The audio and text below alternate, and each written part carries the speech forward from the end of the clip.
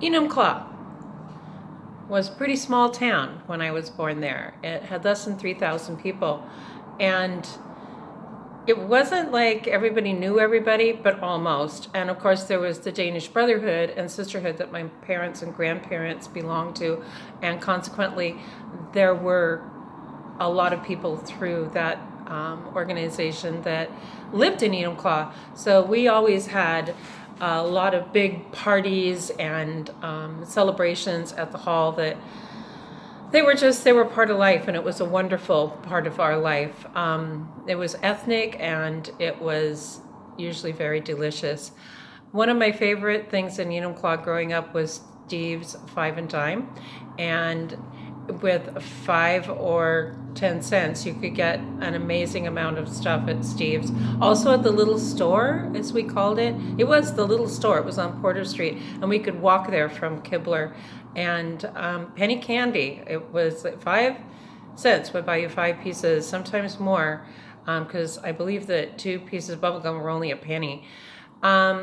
Green Rivers and Malts at Mel's Confectionery, especially after school when we were in high school.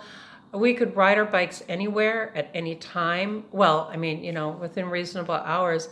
Our doors weren't locked. Keys were left in the ignitions of cars. Nobody's going to steal them, and you wouldn't lose your keys.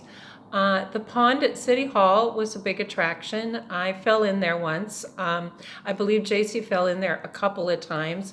I had my patent leather shoes on, though, and he didn't when he fell in. City Hall was also kind of a fascination because it was kind of a taboo place, because we knew that the jail was in there. So I remember going in there with my mom every once in a while, I think, to pay like an electric bill, and just feeling kind of, whoa, what are we doing in here? JCPenney's was the biggest store in town, and except for maybe the IGA or the food center. And they had this little trolley that went up and down on a wire, on a cable, that they put change in. And that was one of my favorite things in Enumclaw. Jensen's Fine Clothing, I think is what Jensen's was called, was where we got Levi's. And also the guys did their shopping there. And I think they also had uniforms there. Mount Rainier filling up every view from every south-facing window in our home. We kind of took Mount Rainier for granted. I think that we, was like, oh, it's there. And now when I see it, it really, boom, it's a really big deal. Mount Baldy, Mount Peak, we would climb Mount Peak a lot. And going to the football games to watch the Hornets with Dad, and JC being the drum major for the high school band, in a uniform that he didn't fit him very well, and he hated, but he had to keep his chin up, but mainly to keep his hat on. There's a street in Enumclaw named after our grandmother, Martine. I remember the Courier Herald, and I used to read it, and in later years actually wrote some pieces in the Courier Herald. Let's see. We walked to school from kindergarten to ninth grade. JC, I think, went from 8th grade out to the high school, and his class was the first class at the high school. And so it was brand new.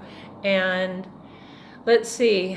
I'm sure there's a whole bunch of other things that I could talk about Enumclaw, but that's a lot right there. And it was a great place to grow up, and we didn't get the greatest education in the world, but we read a lot. I think my younger brother read a lot too, but I know that JC and I certainly did, and Mom and Dad had tons of books, and they were also big readers, and my dad was probably one of the smartest guys that we knew. That's enough about Enumclaw.